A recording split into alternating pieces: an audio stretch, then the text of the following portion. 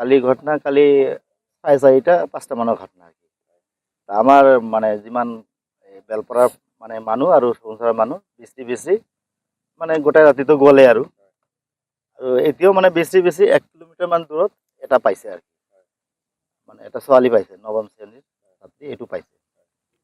আৰু আমাৰ দুখৰ বিষয় মানে এতিয়ালৈকে আমাৰ কালিতো কৈছিলে আৰু কি কালি কৈছিল মানে প্ৰশাসনৰ মানুহ আহি কৈছিল যে SDF আহিব ৰাতিপুৱা 6টা বজাত আহিব। এতিয়া চাওক 8টা পাৰ হৈ গ'ল এতিয়ালৈকে অহা নাই। মানে আমাৰ যিমানখিনি পাব্লিক আছে খুব ভুগি আছে। যিখিনি SDF দায়িত্ব এইখিনি আমাৰ পাব্লিকে কৰি আছে। সেইকাৰণে আমি দাবী জনাইছোঁ যে তাৰ এইটো বিহিত ব্যৱস্থা কৰিব লাগে।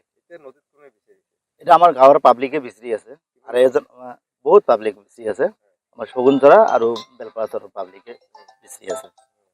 ঘটনা হ'ল এজনক পাইছে এতিয়া দুইজন আছে মানে এটা ল'ৰা এটা ছোৱালী মানে বিচাৰি আছে পোৱা নাই। কিন্তু আমাৰ মানে খুব বেয়া লাগিছে যে SDF এতিয়ালৈকে অহা নাই।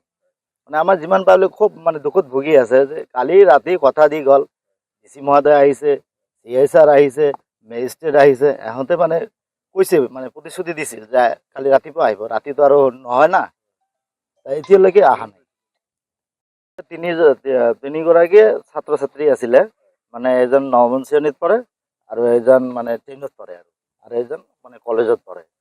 মানে যিটো নৱম শ্ৰেণীত পঢ়ে সেইটোক পোৱা গৈছিল আৰু দুজনক পোৱা যায় নাই এইখানে আৰু